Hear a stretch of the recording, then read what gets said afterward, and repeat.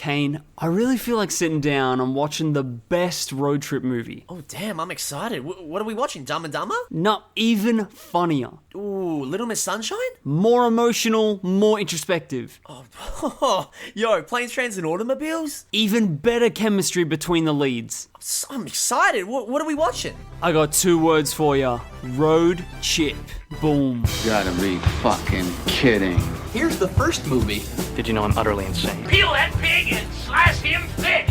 The body count is always bigger. Hi, I'm Chucky. Wanna play? And the fucking trees walked in those movies. Hi, doggy.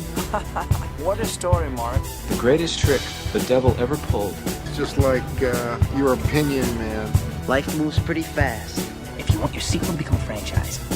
37 dicks. In a row? I'm your #1 fan. G'day, ladies and gents. Welcome back to another episode of Marathon Me with your host, Kane. And Rhys. And today, we're at the finish line, the final frontier. Sadly, the last chapter in this spellbinding, life-changing saga of kids' films. That's right, we're tackling the final Alvin and the Chipmunks movie, Alvin and the Chipmunks, The Road Chip. And very interesting territory that we're entering right now, because I have actually never seen this movie in full. Me too. We're both road chip virgins. Amazing. We're both road chip virgins. Now, I want to quickly... and for the final leg of this journey. Perfect. Damn straight. I want to quickly say that I've seen most of this movie. However, what I want to say is that I only watched part of this movie once back in late 2016 with one of our mates. I won't say the name. It was Dylan Jenkins, by the way. Well, yeah, thank God that you didn't. Yeah, I'm gonna bleep that out. Don't worry. Yeah. No one will be knowing who it is. Okay, cool. Because one, you know, I don't know how they feel about being, you know, their names being brought up on the podcast, and especially, you know, watching The Road Chip. Because let's just say we didn't really enjoy it. We turned it off, I think, like 2/3 into the movie. So that was the last time I'd ever touched The Road Chip. I didn't think I would ever even lay a finger on the road chip ever again until 2024, when I, being the ever so masochistic legend that I am, decided to, hey, let's do the Alvin and the Chipmunks movie. So I was very scared going into this one, I will admit. I felt the way that Rhys felt for, well, most of these movies, actually, because I had heard virtually nothing about this movie, apart from that it was bad. Apart from hearing that it was bad, and also having not grown up with this movie, because this came out, this came out in like 2015 from what I remember, so that was the point where I was out of the Chipmunks, We're in high school now. Yes. We're at high school at this time. We're past chipmunk territory in our lives. Exactly. We have moved on, sadly. Yep. I know, it's a sad day, so, you know, wanted to... I was trying to go in with an open mind, but at the same time, very terrified. Did you have a little bit of PTSD inside yourself as well? Because this is a slightly more modern 4th installment in a kids franchise that really resonated with us when we were a child. That sounds familiar, doesn't it? Doesn't it sound a tiny bit familiar? That is also set on a road trip? Rhys, I'm not gonna lie, that did not cross my mind until just now. What the fuck? My God. For those that haven't clicked on, our first children's franchise marathon that we did was Diary of a Wimpy Kid, a franchise that's very near and dear to our hearts, and it was going pretty well until The Long Haul. Oh my God. Wow. Probably the worst film that we have reviewed on the podcast. Wow, I can't believe that. After all these years, The Long Haul, it's still been brought up. It still haunts us to this day. But not as haunting as this trailer. This Christmas, get ready to raise the stakes when the road trip becomes... You tried like my grandmother! This is awesome! The Road Chip.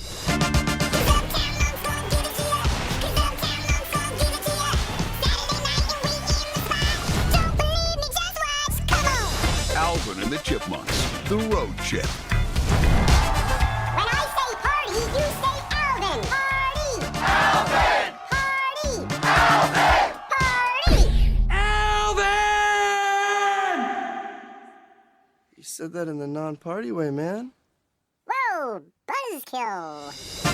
Don't believe me, just watch. Come on. Okay, Rhys, let's sit down and let's talk, okay? Because needless to say, you had a very rough time with the previous entry in this saga, and were, let's just say, not looking forward to going into the road chip. Were your fears justified, or were you pleasantly surprised by the journey that you took along with the Chipmunks?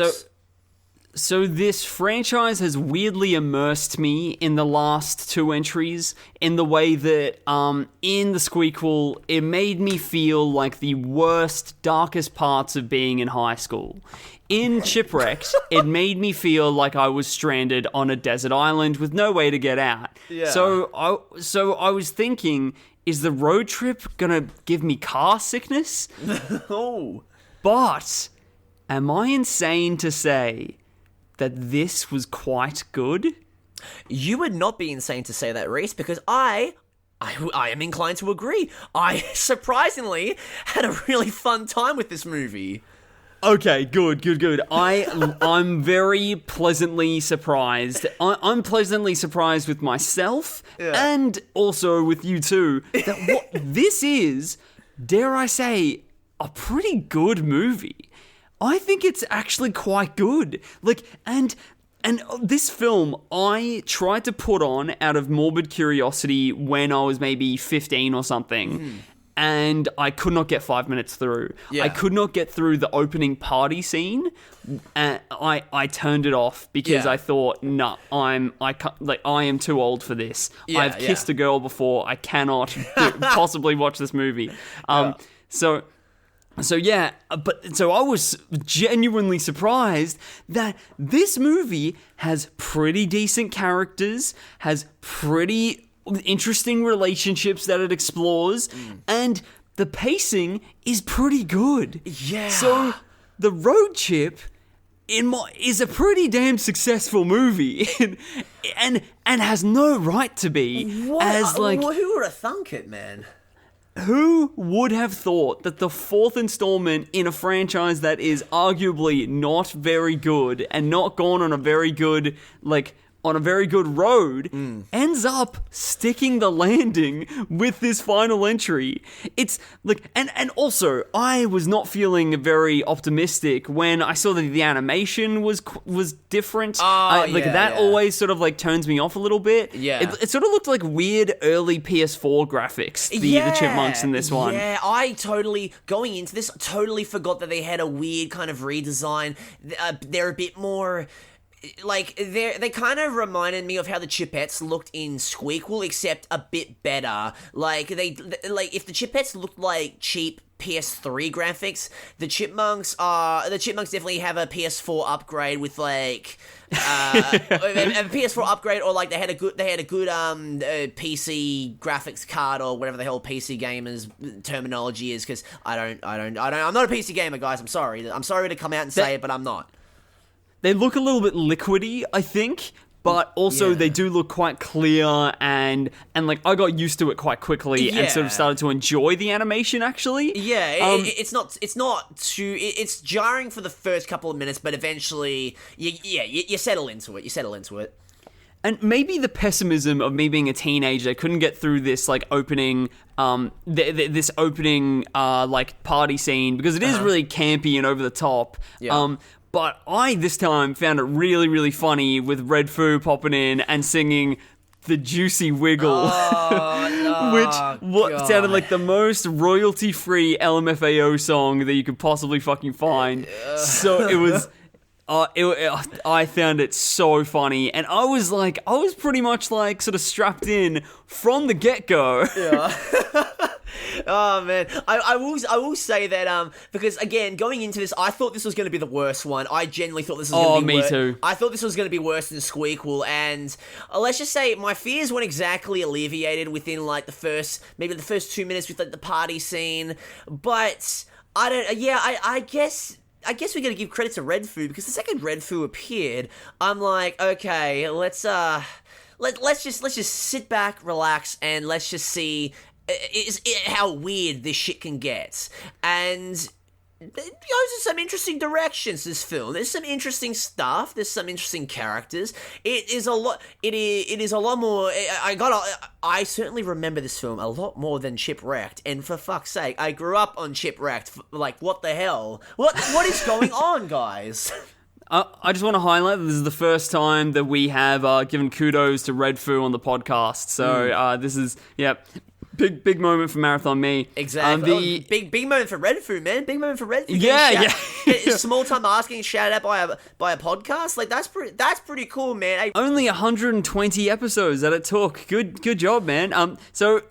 This feels like it's about a bit more, this movie. Like, this one is about not getting along with your step siblings. Mm-hmm. And the relationship between the Chipmunks and Miles, I really liked. It was the most interesting character dynamic since Dave and the Chipmunks in the first film, I thought. Yeah.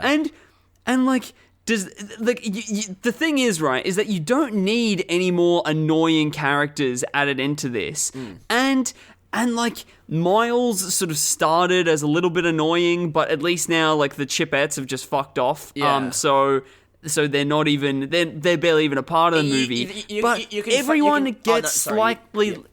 gets slightly more bearable as the film goes on. Yeah, which is exactly what you want to happen, where a lot of the other films, they suffered from the exact opposite case, where they got slightly more and more annoying as the films went on. You know what I think it is as well, is that because you don't have the Chipettes in this movie, they're in like maybe 3 scenes, because you have less high-pitched little squeakers to deal with, you know, the story can go back to focusing on, you know, on the Chipmunks, Alvin and the Chipmunks, and not balance so many characters, so many squeaky voices kind of thing. The film then can feel more focused in telling a more well-structured story about these Chipmunks and their relationship and dynamic with Miles. And I will say, I fucking hated Miles at the start of this movie, which I get is supposed to be the point. I get it's supposed to be the point,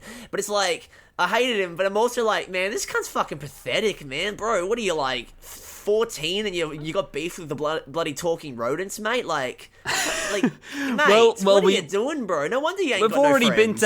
We've already been to high school and seen that the jocks seem to have an issue and felt sexually threatened by them. So I wouldn't put it past this one. Look, to be fair, maybe I just forgot about that whole issue in the squeakle because I just wanted to forget about the squeakle. You know, you can't blame me for that. This movie, you're right though, that this movie was so much more memorable. There were so many more moments that were interesting and, like, you know, they're quite heightened, but there was still a little bit of, like, believability to it still. Yeah. And, like, this movie, this script could exist if you just replace the Chipmunks with human beings. Yeah. And then it could be, like, quite an actually, like it gives you something to chew on. It's potentially like an issue. Like, kids' movies, I think, can gain a lot of power by sort of tackling kids' issues. Yeah. And this film very much tackles that issue of, like, you have a new step sibling and I don't like them. Yeah. So what am I going to do about that? That is like, so then you can actually sort of get kids sort of thinking and get a little bit introspective and can sort of relay themselves into this movie. So, like, on purely that sense, this Chipmunks film is the most, like, relevant of the entire franchise. Potentially the most positive for kids to actually exit the theater thinking about something and engaging with it a little bit deeper.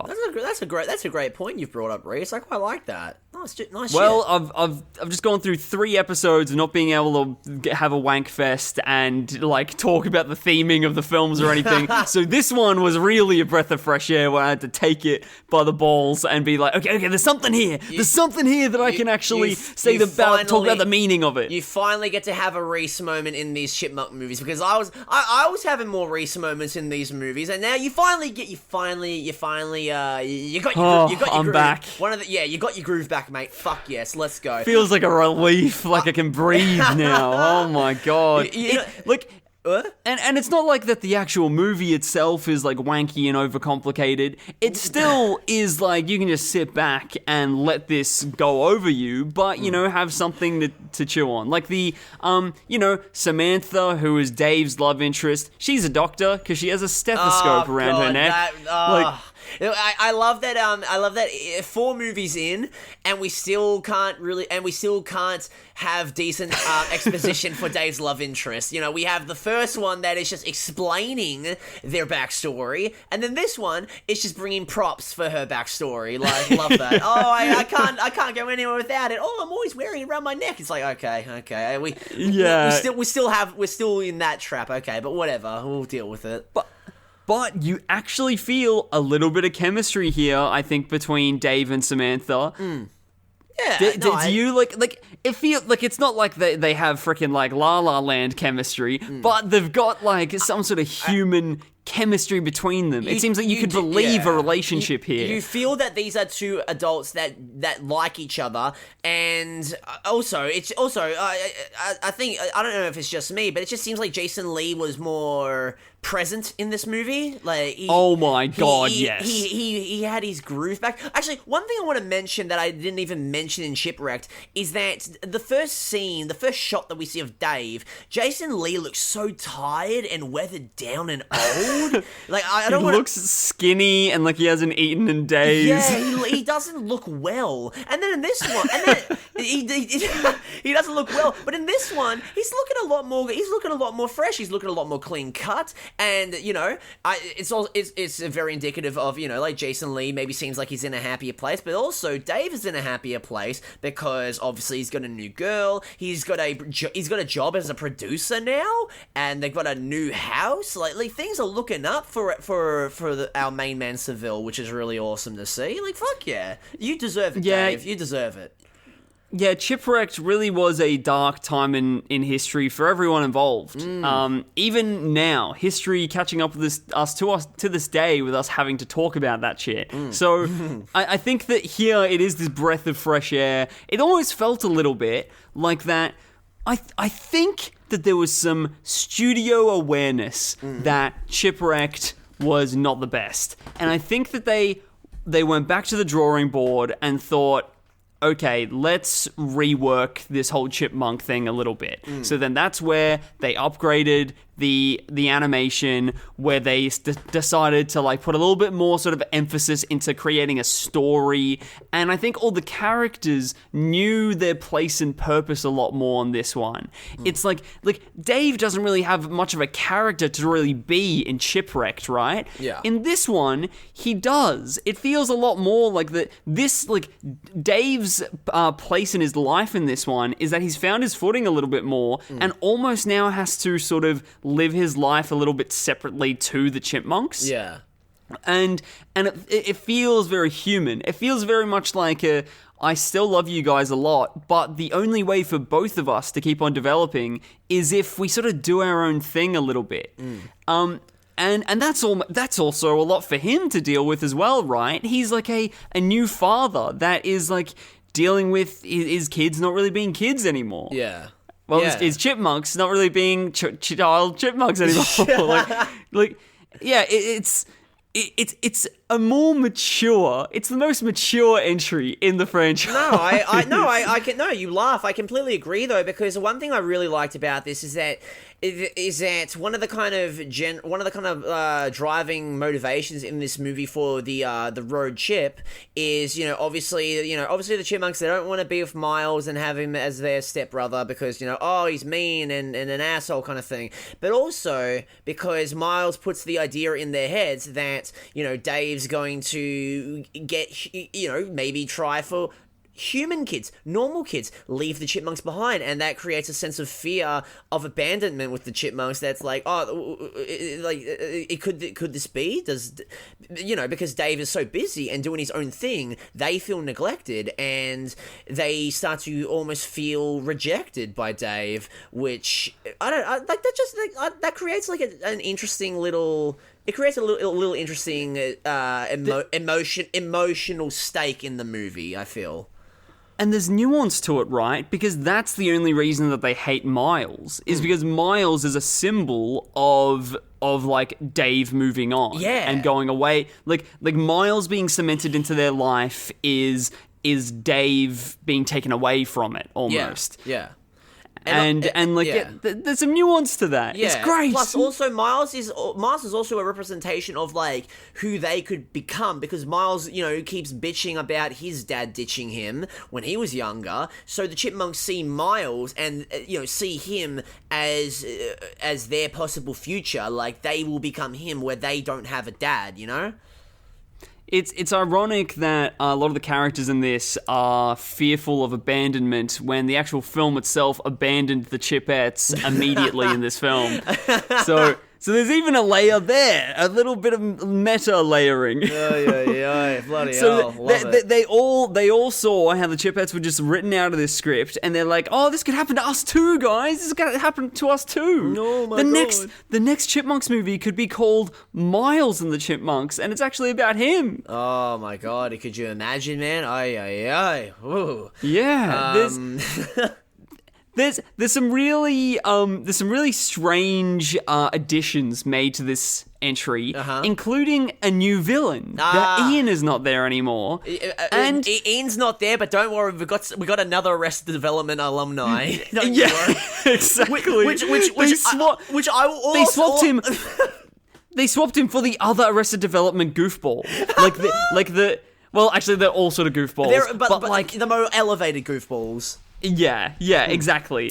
So if we get another one, it'll be Will Arnett, without a doubt. Oh my fucking God, Job. yes, he would fit like a glove in this franchise. Totally, dude, totally. Oh my God. And he makes a really, really good antagonist, I think. No, he is. I was really behind Tony Hale's performance in this, because we finally get a main villain performance that with an actor that seems like he's having fun with the role. He knows what kind of movie he's in, and he's just going all out and just being basically just like the Terminator, just stopping at nothing to get and not kill, but arrest these terrorist chipmunks. Arrest these chipmunks in development. That's all that. He has just as much backstory that he needs to sort of give you a bit of an explanation, but then still be like a fun cartoon character. Yeah. And, oh, man, I was all over this. And it, this could have been, I wouldn't have liked it as much if they just made Ian do the same thing, because they could have. They 100% could have just definitely had Ian work at the airport now. And he's now at another low spot in his life where he's working in airport security, and he's off to go get revenge on the Chipmunks again. But instead, Tony Hale's character is trying to get revenge on the Chipmunks because they are inadvertently, he sees in his brain, the reason for his divorce. How sick. Oh, it's quite campy and over the top. But it's not as weird as the principal being obsessed with them. It's done with a little bit of self-awareness that it's goofy. Yeah, it's charming, I think, is a good way to put it. It's very charming, And speaking of alumni, we also get some more My Name is Earl alumni here. We get fucking Crabman in this movie. Yeah, we get the Crabman. He says two lines, and I don't remember him interacting with Jason Lee at all in the movie. They're in the same room, but they don't talk to each other. But they're still there, boys. And what lines they are that he has? He says, "Couch chips are for talent only." Damn, as well as he says, "Thanks, Chipmunks," and then that's his last line of the movie. You tell him, crap man, exactly. Oh, God Come bless on, you. Darnell. Lovely. God bless you, Eddie Steeples, you fucking legend, alright? God bless. Oh my God. I really, really think that Jason Lee is just asking people to come in and just like, are you free? Do you want to be in the Chipmunks movie? And then the actor's just like, yeah, sure, why not? That'll be fun. Yeah. And then comes and jumps along for the ride. Mate, dude, when are they gonna make a fifth one so that way Ethan Suplee can come in? Come on, bring my boy Randy in this shit. Come on. I think surely that he was asked at some point, but either didn't really want to do it. Okay, there's no way. Or wasn't free. There's no way Jason wouldn't have asked him. No fucking way. Like, come on. Or maybe they didn't actually. Now thinking about it, because of how it's like because Randy and Earl are so too close, and it would have almost been distracting in the movie. Yeah, it's like, what's Randy doing here? I reckon the 10-year-olds in the audience, they're really gonna be like, oh, what the hell? What's Randy doing in this movie? Yeah, I can definitely see them getting confused.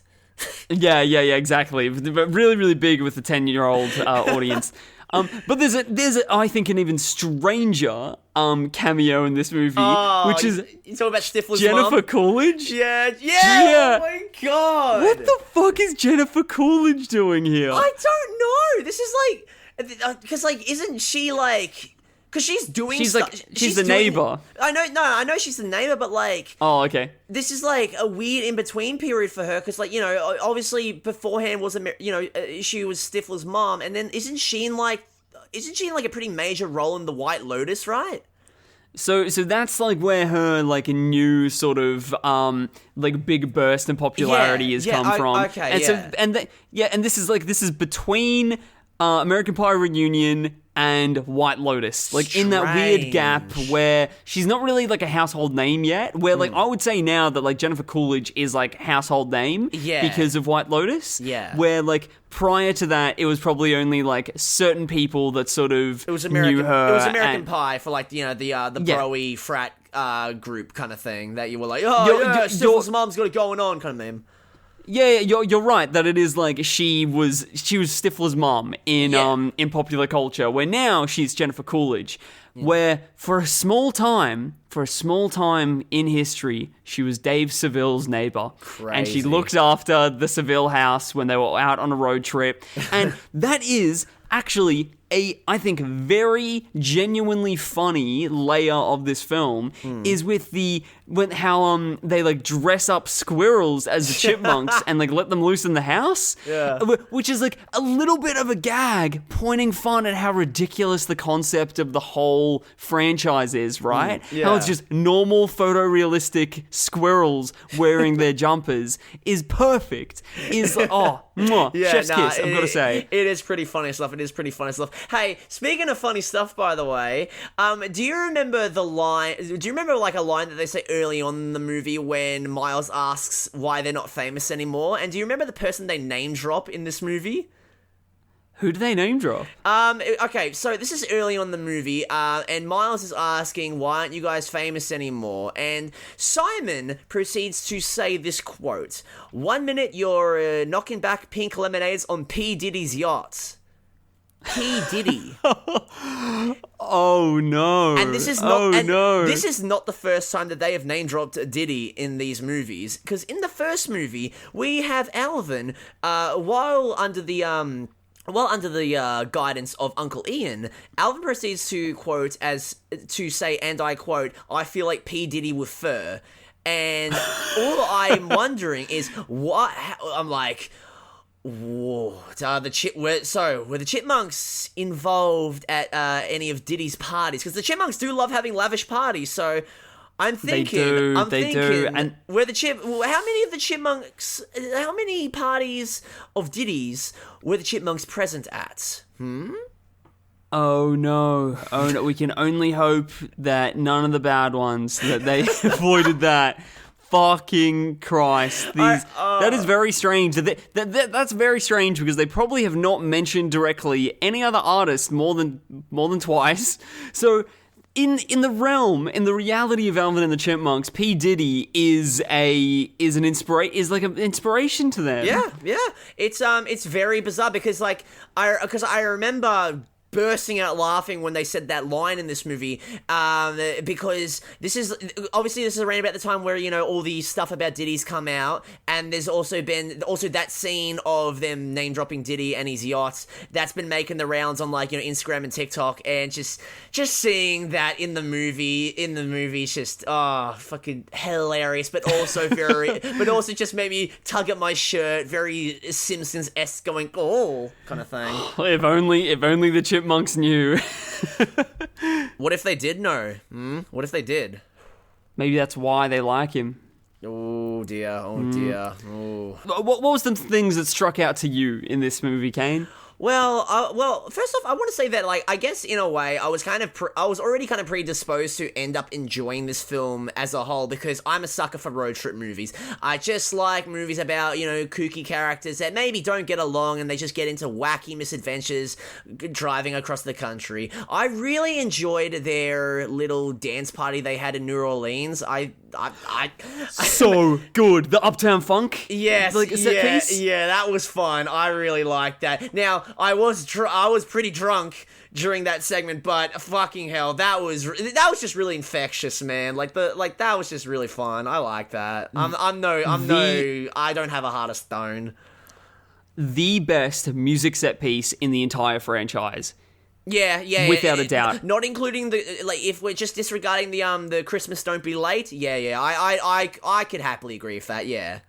I would say this is better than Christmas Don't Be Late. Christmas Don't Be Late is, like, you know, iconic because it's their song, right? Yeah. But no, this, you know what makes this so infectious? What? Is that it's mainly humans dancing. It makes you want to dance seeing other humans dance. Yeah. Seeing animated chipmunks dance does not make you want to fucking dance. Well, speak for yourself, mate. When they're singing bloody Christmas Don't Be Late, man, I'm bloody fucking moshing to that shit, fam. Also, just, like, there's a lot of fun in them going from, like, American city to American city. Yeah, oh yeah. And then them being in New Orleans, and like all like the energy is infectious. The energy is infectious of so many of these places. Also love that Tony Hale gets a Monks for Life tattoo on his back. Mate, Rhys, when are you gonna get that tattoo, mate?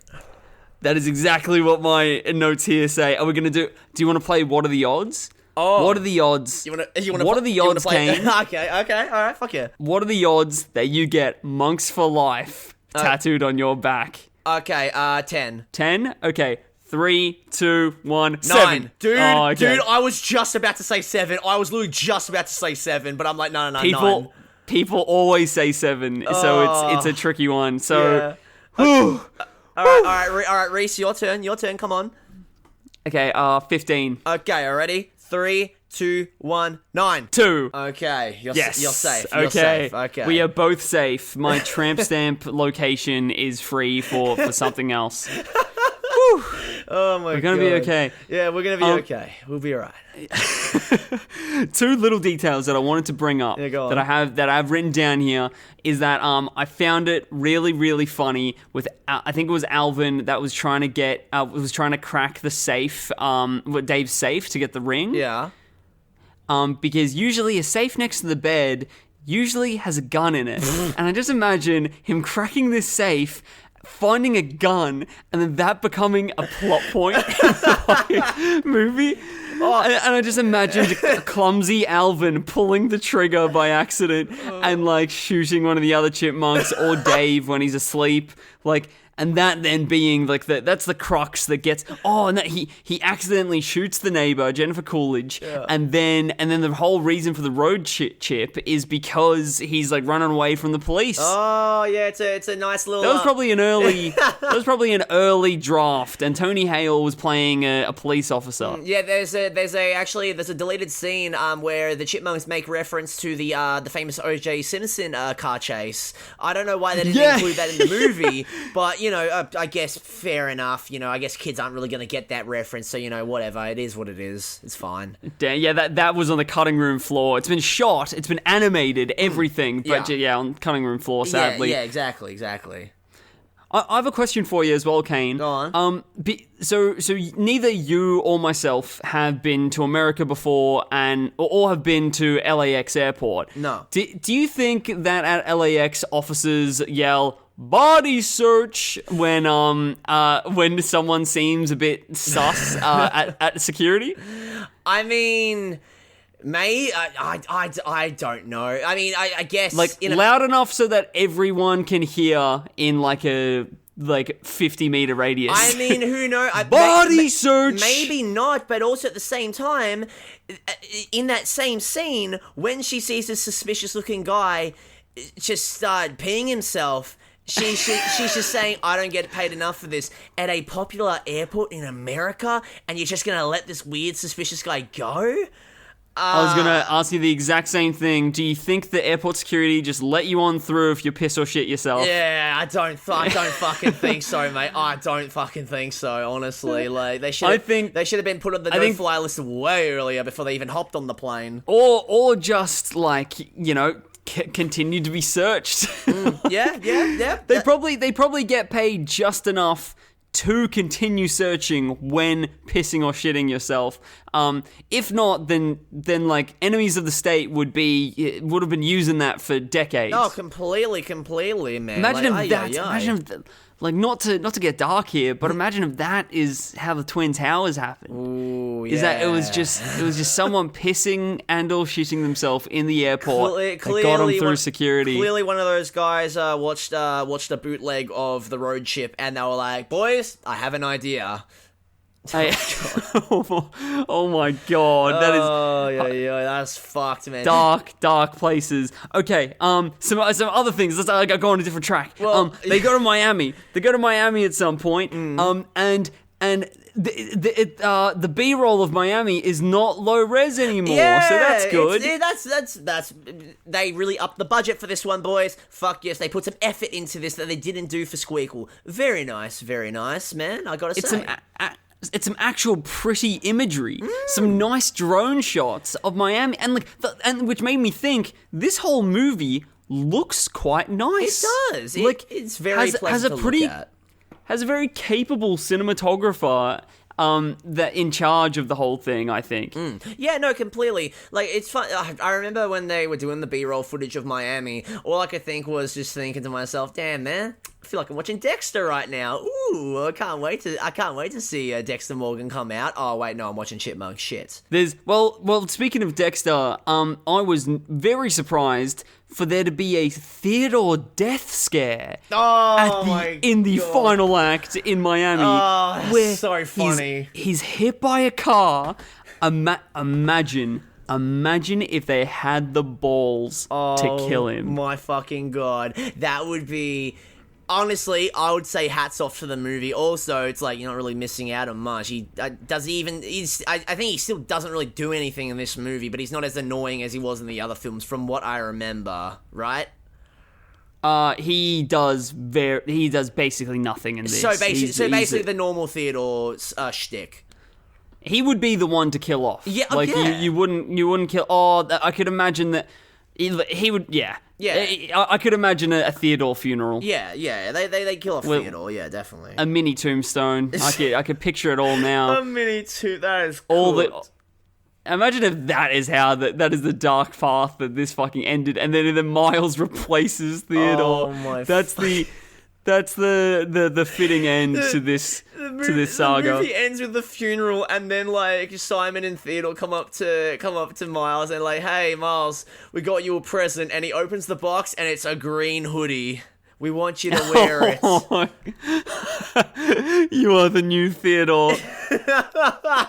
But also, so I've got to say that this movie has nothing to do with them being musically talented. No, as well. No, not at all. They even touch earlier on, like I mentioned with the whole P Diddy line, is that they basically fell off in this movie. They fell off pretty much.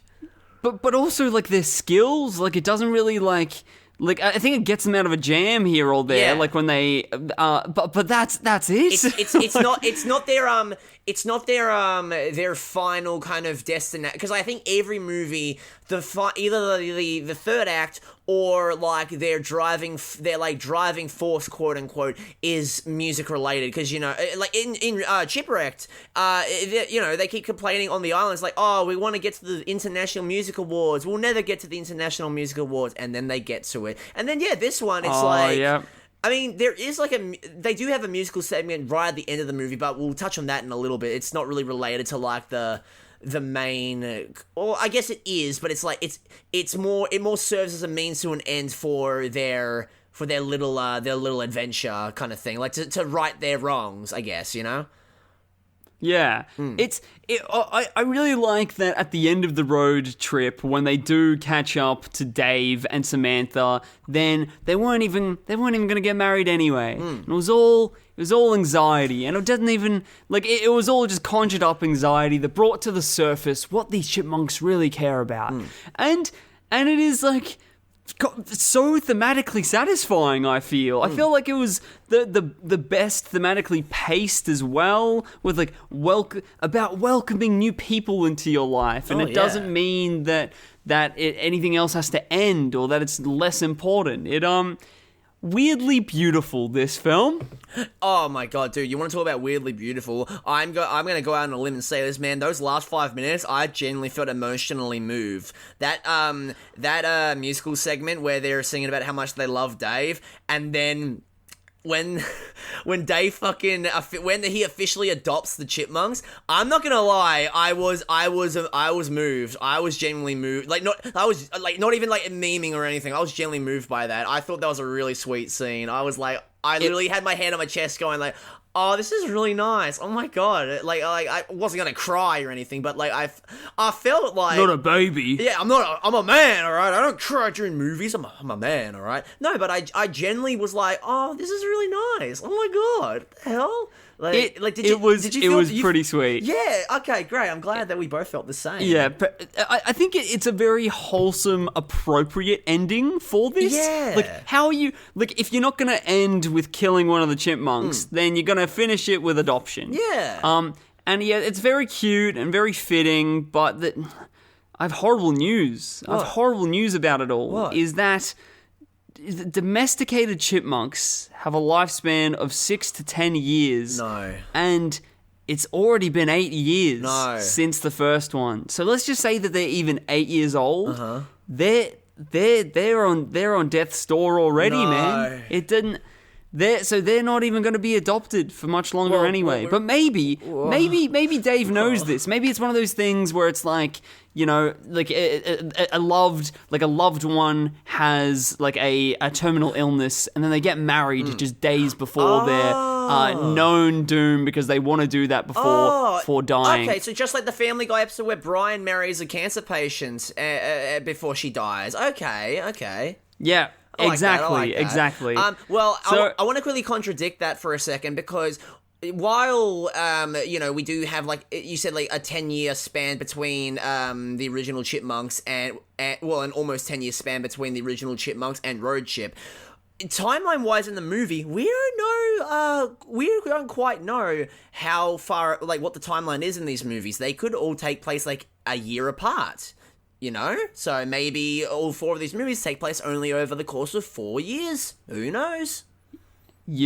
I would agree with you if it wasn't for that every single movie oozes the exact year that it's in because of the musical numbers, because of the top 10 hits that they are playing. Yeah, I know. It cements them in that time. I know. I had that in the back of my head while I was saying that point, but look, man, I don't want to think about the fact that those boys are probably 6 feet under and rotting right now. They're probably they are rotted skeletons right now. Yeah. Oh god damn. But Miles, Dave, and Samantha are all good and well.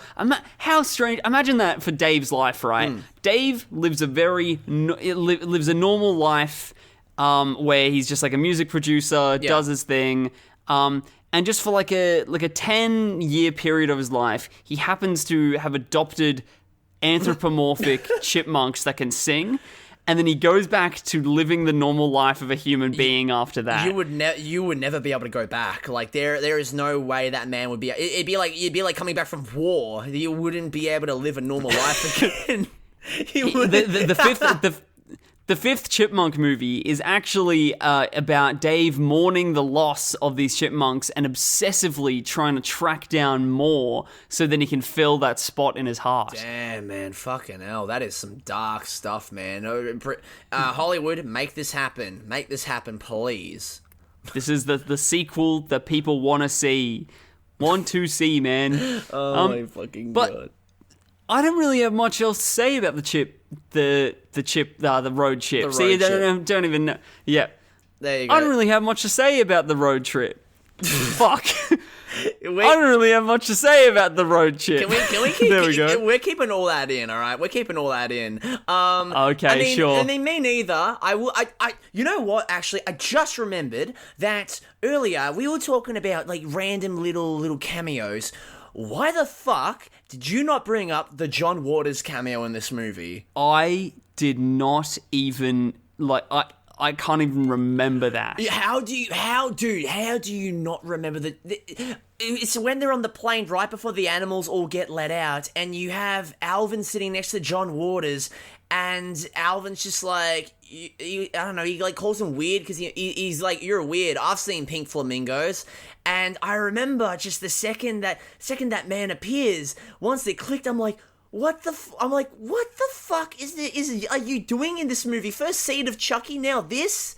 I haven't seen a John Waters film in full before. Yet I've seen the man's face more than I've seen the man's movies this year. Bizarre. What the fuck? I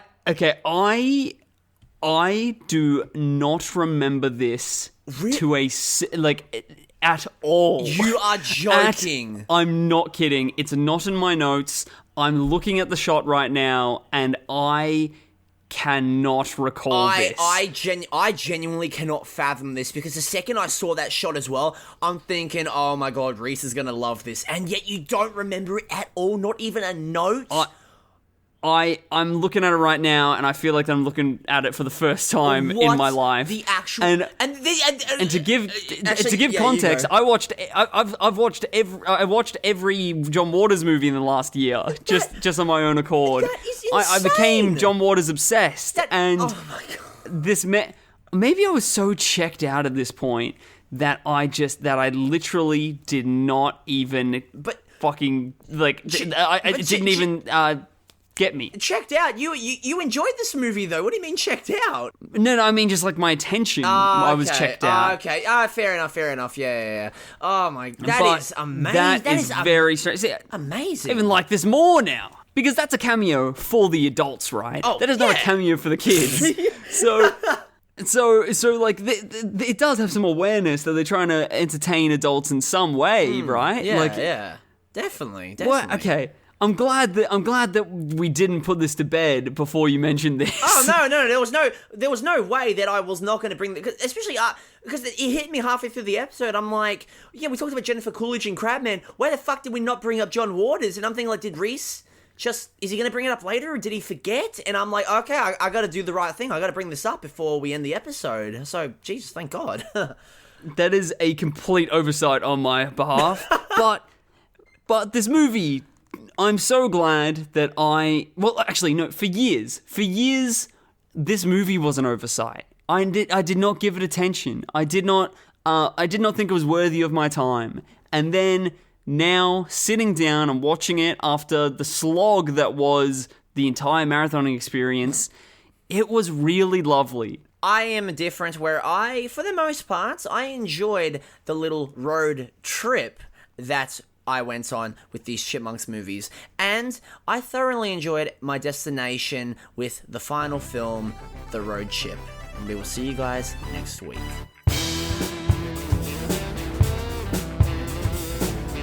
And don't forget to check out our Facebook page at MarathonMeOfficial, all one word, and our Instagram, MarathonMe_official, to keep up to date on the podcast. And hey, if you want to get into contact with us, email us at marathonmepodc, yes, the letter C, @gmail.com. Like podcast without the ask.